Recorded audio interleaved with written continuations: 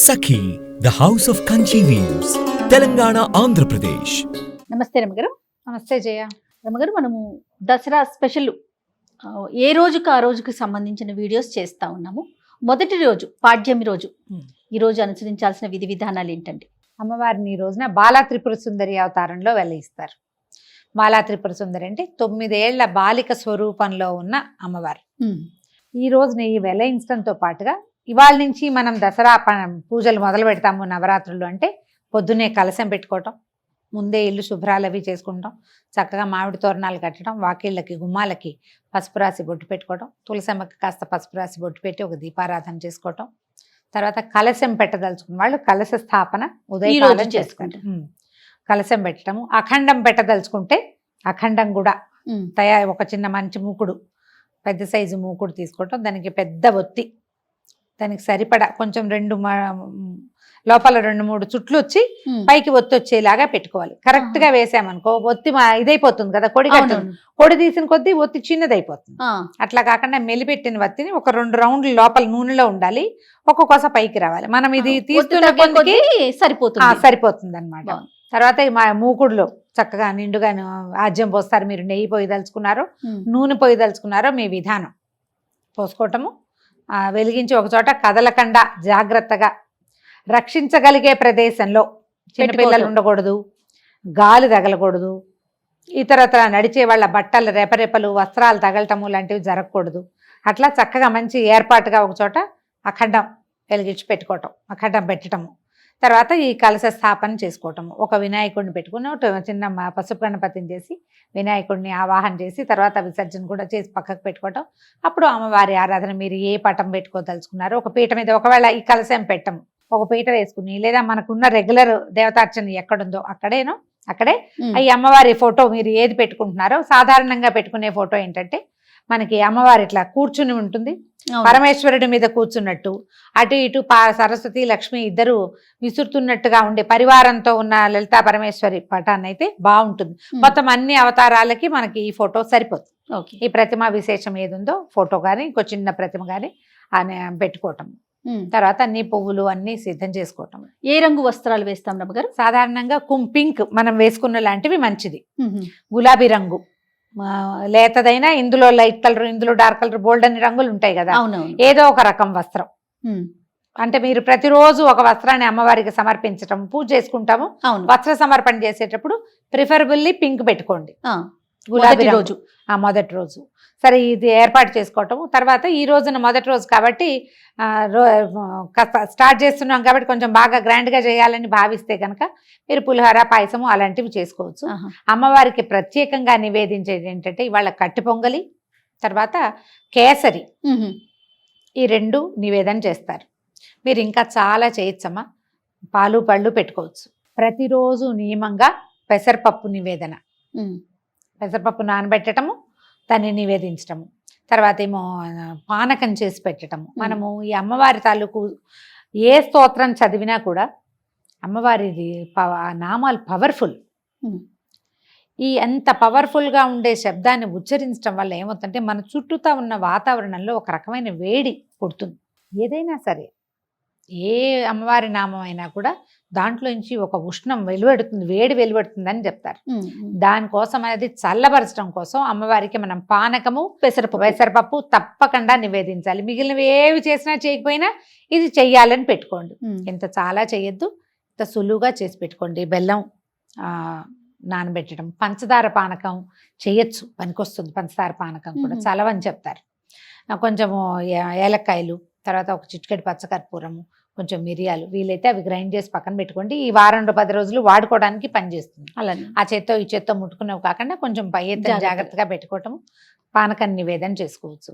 అక్కడి నుంచి అమ్మకి బాలా త్రిపుర సుందరికి సంబంధించినటువంటి స్తోత్రాలు చదువుకోవచ్చు.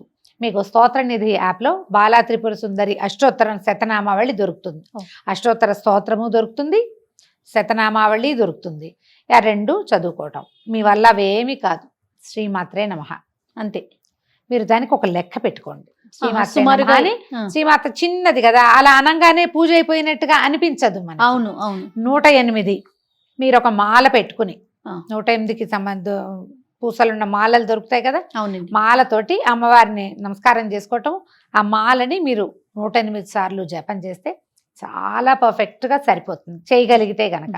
ఇంకా కుంకుమ పూజ కూడా ఈ రోజు నుంచి మొదలు పెట్టుకోవచ్చు. మనం చిన్న ప్రతిమ విశేషం ఏదైనా పెట్టుకున్నాం, ఇట్లా ఉన్న ప్రతిమ లేదు మన దగ్గర, చిన్న గుండ్రటిది లలితా త్రిపుర సుందరివి మనకి రాగిది పెట్టుకోవచ్చు, చాలా మంచిది. వెండిదో లేకపోతే పంచలోహాలదో బంగారు రూపు ఏదైనా లక్ష్మీ రూపు ఉందనుకోండి మన దగ్గర, దాన్నే త్రిపుర సుందరిగా భావించి బొట్టు పెట్టుకోవచ్చు. లక్ష్మీ రూపులు అందరి ఇళ్లలోనూ ఉంటాయి, ఏదో ఒక శ్రావణ మాసంలో కొనుక్కుంటాం కదా, పసుపు పెట్టండి, దాని మీద బొట్టు పెట్టండి, తయారైపోయింది అమ్మ. ఇక ఒక చిన్న దీంట్లో పళ్ళెంలో సెపరేట్గా పెట్టుకోండి, ఒక తమలపాకు వేసి దాని మీద ఈ అమ్మవారి ప్రతిమ విశేషం మన దగ్గర ఏది ఉంటే అది పెట్టుకోవటము. మీరు ఒకవేళ 108 సార్లు కాకపోతే ఇంత సమయం పెట్టుకుని చేసుకుంటాం అనుకోండి జపం, అమ్మవారిని తలుచుకుంటాం, అప్పుడు ఒక చిటికెడు కుంకుమ పట్టుకోవటం, వేసేయటం దాని మీద, అమ్మవారి మీదకి సమర్పించేసేయటమే. తర్వాత నివేదన చేసుకోవటము, మళ్ళీ సాయంకాలం పూజకి మనము ముత్తైదువులను పిలుచుకొని పేరెంట్ లాగా చేసుకోవచ్చు. ఎవరైనా పిలుచుకోవచ్చు, ఎవరినైనా ఒక్క ముత్తైదువునైనా పిలిచి పొద్దున్నుంచి సాయంత్రం లోపల మీరు ఏది నివేదన చేసినా పనికొస్తుంది. ఏ పండు నివేదన చేసినా సరే. మీరు ఇది కాకుండా ఒకవేళ ఇలా చేయలేము, మామూలు వంట చేసుకుంటాం, అన్నం పప్పు కూర ఏవో చేసుకుంటాం కదా, మహానివేదన అది కూడా నివేదన చేయొచ్చు. ఏ పాత్రలో వండుతామో ఆ పాత్రతో సహా తెచ్చి పెట్టచ్చు, లేదా ఒక అరిటాకులోనో ఒక వెండి పళ్ళెంలోనో, మనం ఎంగిల్ చేసిన పళ్ళాలు కాకుండా రోజువారీ మనం తినేవి కాకుండా ఒకవేళ అందులోనే ఉంటే దాంట్లో ఒక అరిటాకు వేసేయండి. అరిటాకులో ఈ చక్కగా అన్నము కూర పప్పు వేయటము, దాని మీద కొంచెం నెయ్యి వేసి ఒక చిన్న బెల్లం ముక్క, ఒక చెంచాడు పెరుగు వేసి చక్కగా నివేదన చేయండి. పూర్తి స్థాయి ఆహారం వచ్చినట్టు. కాదరమ్మ గారు, మనం ఇంట్లో తయారు చేసుకునే ఆహార పదార్థాల మీద కూడా బెల్లము నెయ్యి వేస్తే గనక అది పూర్ణ నివేదన కింద మనం ఇంకేం లేదు, ఒట్టి అన్నమే వండేవు నువ్వు, అన్నమే ఇంకేం వండలేదు, ఒట్టి అన్నం మీద కూడా ఓ బెల్లం ముక్క పెట్టడం, కొంచెం నెయ్యి వేయటం, ఇది పూర్తి నివేదన కింద అవుతుంది అన్నమాట. ఇది సమర్పించుకోవటము, ఒక నమస్కారం చేసుకోవటం.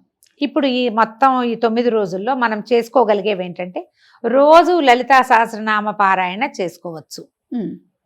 పొద్దున ఒకసారి, సాయంత్రం మళ్ళీ.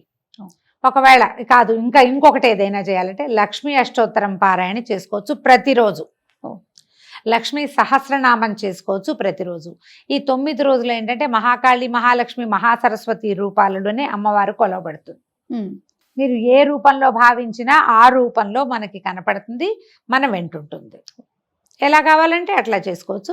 అయితే లలితా సహస్రనామం చేసుకోవాలంటే సహస్రనామం చదువుకోవటం, ఓ చిటికెడు కుంకుమ పట్టుకోవటం, చదువుకోవటం, ఈ కుంకుమని అమ్మవారికి సమర్పించేసేయండి. నివేదన చూపించి ప్రతిరోజు అమ్మవారిని కదపాలా, ఇలాంటి ప్రశ్నలు వస్తాయి, ఏమీ కదపద్దు. ఈ 9 రోజులు కూడా అలా కదిపే పని లేదు. మీరు పటం పెట్టుకున్నా, ప్రతిమా విశేషం పెట్టుకున్నా, కలశం పెట్టుకున్నా అమ్మ అక్కడ చక్కగా కూర్చుని ఉంటుంది. మనకి లలితా సహస్రనామాల్లో బాలా త్రిపుర సుందరి ప్రస్తావన చాలా క్లియర్గా చక్కగా స్పష్టంగా కనపడుతుంది. లలితా సహస్రనామాలు చూసుకుంటే మనం సహస్రనామం మనకి ఎట్లా నడుస్తుందంటే, అమ్మవారి సౌందర్య వర్ణన చేసిన తర్వాత భండాసుర వధ కోసం ఉద్యుక్తురాలే అమ్మ వెళ్ళినట్టుగా కనిపిస్తుంది. మొదటి రోజు అండి, అసలు మనకి లలితా సహస్రనామాల్లో అదే కనిపిస్తుంది. అదే మొదటి రోజునే బయలుదేరింది అనుకుందాం. ఈ బయలుదేరినప్పుడు ఆవిడ ఎలా వెళ్ళింది, ఎక్కడి నుంచి వచ్చాడు ఈ భండాసురుడు? పరమేశ్వరుడు మన్మథుణ్ణి దహించినప్పుడు ఒక బూడిద కుప్ప అయిపోయాడట మన్మథుడు. బూడిద కుప్ప అయిపోయేసరికల్లా ఆవిడ రతీదేవి శోకించింది, అయ్యో నీకు వివాహం చేసి నీ వల్ల సంతానం పొందాలి, సంతానం వల్ల తారకాసుర సంహారం జరగాలని ఇంత పని చేస్తే మన్మథుడినే భగ్నం చేశాడే భగవంతుడు. శివుడు ఏం చేశాడు, మన్మథుడినే భగ్నం చేశాడు కదా. ఇలా అయ్యిందని ఆవిడ దుఃఖిస్తే అమ్మవారు ఆమెకి ఏం చెప్పింది, ఏం పర్వాలేదు, నీకు కనిపిస్తాడు, అనంగుడుగా ఉంటాడు, శరీరం లేకపోయినా వాడు ఉంటాడు, అతను మన్మథుడు ఉంటాడు, నీ వరకు రతీదేవికి మాత్రం సాకారంగా కనపడతాడట అని చెప్పి వరం ఇచ్చింది. అయితే ఈ బూడిద కుప్పలా పడిపోయింది కదా, ఈ కుప్పలా పడిపోయిన బూడిదని ఈ పరమేశ్వరుడి యొక్క వెనకాల ఉంటారు కదా శివగణాలు, ఆ గణాలలో ఒకడు దాన్ని ఇట్లా ప్రతిమలాగా చేశాడు, ఒక బొమ్మ చేశాడట ఆ బూడిదతోటి. అప్పుడు అయ్యో అన్నారు, భండ భండ అన్నారు, ఇదేమిటి అని. ఆ భండు ఆ బూడిదతోటి తయారు చేయబడిన వాడు ఒక రాక్షసుడుగా మారాడు. శివుని దాంతో చేసిన వాడు శివుడు కాల్చిన బూడిద మన్మథుడి బూడిదే అది. కానీ మన్మథుడికి శరీరం వచ్చేసి ఇది అవశేషం కదా, ఈ అందుకని బూడిదలు చేతులు పెట్టి ఆడకూడదు అలాంటివి చెప్తారు కదా పెద్దవాళ్ళు. ఎందుకు ఈ భండాసురుణ్ణి సంహరించడానికి లలితా త్రిపుర సుందరి తన సైన్యంతో సహా వచ్చింది. అందులోనే మనకి వారాహి వాళ్ళందరి స్వరూపాలు కనపడతాయి. లలితలో కనిపిస్తుంది ప్రత్యేకంగా. ఈ భండపుత్ర వధోద్యుక్త బాలా విక్రమనందిత అని ఒక నామం ఉంది. భండుడి యొక్క కుమారుణ్ణి సంహరించింది అమ్మవారు. ఏది కుమారి రూపంలో బాల విక్రమనందిత అని చెప్తారు. బాల యొక్క విక్రమాన్ని చూసి సంతోషించింది అమ్మవారు. అమ్మవారి పుత్రికగా చెప్తారు ఈ బాలా త్రిపుర సుందరిని. మనం ఏమనుకుంటే ఆమె యొక్క బాలిక రూపం అనుకుంటాము, ఇట్లా చూపిస్తారు. మనం ఎట్లాగైనా చేయొచ్చు. ఓకే. అయితే ఈ రూపాన్ని మనం ఎట్లా ఆలోచించాలి? ఒక 9 సంవత్సరాల చిన్న కన్యకా స్వరూపం. మనకి ఫోటోలు కూడా కనిపిస్తాయి. చక్కగా పట్టుకుని వస్త్రాలు అవి చాలా ముచ్చటగా ఉండి లంగా జాకెట్ వేసుకుని జడ ముందుకు వేసుకుని ఉన్న బాలా స్వరూపం ఎంత అత్యద్భుతంగా ఉంటుందో. అవును. అమ్మవారి యొక్క ప్రార్థనా శ్లోకం ఏదైనా ఒకటి తీసుకుని బాల చదువుకోవచ్చు నెంబర్ ఆఫ్ టైమ్స్. మీరు 108 పెట్టుకోండి. ఒక శ్లోకం చెప్తారా రమ్మగారు? చెప్తాం. అరుణ కిరణ జాలై రంజితా సావకాశ విధృత జపవటీకా పుస్తకా భీతిహస్త ఇతర కరవరాఢ్య ఫుల్ల కల్హార సంస్థ నివసతు హృది బాల నిత్య కళ్యాణశీల. ఇది ఒక శ్లోకం. ఇందులో ఇంకొకటి ఉంది. మాలాశ్రుణి పుస్తక పాశహస్తాం బాలాంబికాం శ్రీలలితా కుమారీం కుమార కామేశ్వర కేళిలోలాం నమామి గౌరీం నవవర్ష కన్యాం. శ్లోకంలోనే నమామి గౌరీం నవవర్ష కన్యా, 9 ఏళ్ల కన్యకా స్వరూపంలో ఉండి కామేశ్వర కేళిలోల కామేశ్వరుడితోటి ఆడుకునేందుకు సంతోషించేటువంటి అమ్మని నేను కొలుస్తాను. శ్లోకంలోనే చెప్పబడింది. ఈ 9 ఏళ్ల కన్యకా స్వరూపంలో ఉన్నటువంటి బాలని ఈ తొలి రోజున మనం అర్చన చేస్తాం. మీరు ఇదంతా చెయ్యం, ఒట్టి నమస్కారం, దీపారాధన చేయండి, పంచోపచారాలు చేయండి, దీప ధూప నైవేద్యాలు అంతే. మధ్యలో గంధ పరికల్పన, పుష్పం కానీ గంధం కానీ పరికల్పన చేయండి. పువ్వులు పెట్టండి.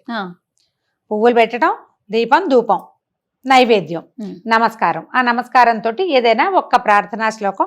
ఈ ప్రార్థనా శ్లోకం నేను చెప్పింది వివరంగానే వినపడుతుంది కాబట్టి ఇదే మీరు 11 సార్లు 21 సార్లు 40 సార్లు లేదా 108 సార్లు చక్కగా సాకల్యంగా చదువుకోవచ్చు. మంచి ప్రార్థనా శ్లోకం. ఈ శ్లోకాన్ని నేను ఎక్కడి నుంచి తెచ్చానంటే వేములవాడ రాజరాజేశ్వర స్వామి దేవస్థానంలో ఒక గోడ మీద శిలాఫలకం మీద ఉన్నాయి ఈ 2. ఓహో.